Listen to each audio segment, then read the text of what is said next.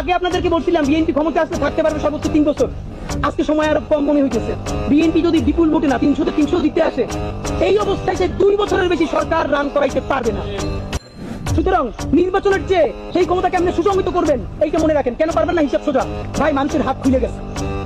মানুষ মার খাইতে খাইতে এখন মার দিয়া শিখে গেছে। আপনি যত তার একটা বাজে কথা বলবেন, আপনি 3টে বাজে কথা শুনবেন। এমন অবস্থা হইতে পারে আপনারা সংসদে বসে যদি দেশ বিরোধী আইন করেন, মানুষ নিজের জানমালের কথা ভাইবা সব বন্ধ কইরা সংসদে গিয়েও আপনাদেরকে পিটাইতে পারে।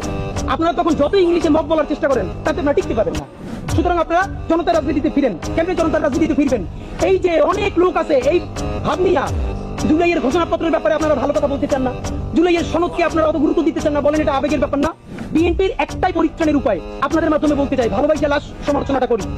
যা হইছে আপনারা রাষ্ট্রের কাছে বলেন সর্বোচ্চ বিচার আপনারা তানিত মধ্যে চেয়েছেন, গুড। কিন্তু এই যে প্রতিবার বহিষ্কার করেন, কয়দিনের জন্য বহিষ্কার, এইসব বন্ধ করেন, চিরদিনের জন্য বহিষ্কার করেন। নাম্বার 2, এই দেশে এখন নতুন করে আপনারা রাজনীতি শুরু করেন, জুলাইয়ের রাজনীতি। কিভাবে করবেন? জুলাইয়ের ঘোষণাপত্রের জন্য আপনারা সবচেয়ে বেশি সোচ্চার হন, জুলাই সনদের জন্য সবচেয়ে বেশি সোচ্চার হন। ফ্যাসিবাদী বাকশালী সংবিধানের বিরুদ্ধে দাঁড়াইয়া নতুন সংবিধানের জন্য আপনারা রাস্তায় নামেন। আপনারা যদি জুলাইয়ের ঘোষণাপত্র, জুলাই সনদ, নতুন সংবিধান এবং ফ্যাসিবাদ বিরোধী রাষ্ট্র কাঠামো ভাঙা নতুন বাংলাদেশ নির্মাণের রাজনীতিতে নামতে পারেন, তাইলে আপনারা দেশের রাজনীতিতে ভ্যালিড থাকবেন, প্রাসঙ্গিক থাকবেন। যদি না করতে পারেন, তাইলে মুসলিম লীগ আর আওয়ামী লীগের পরিণতি হবে। মুসলিম লীগকে কেউ মারে নাই, রাজনীতির ভুলের কারণে নাই হয়ে গেছে।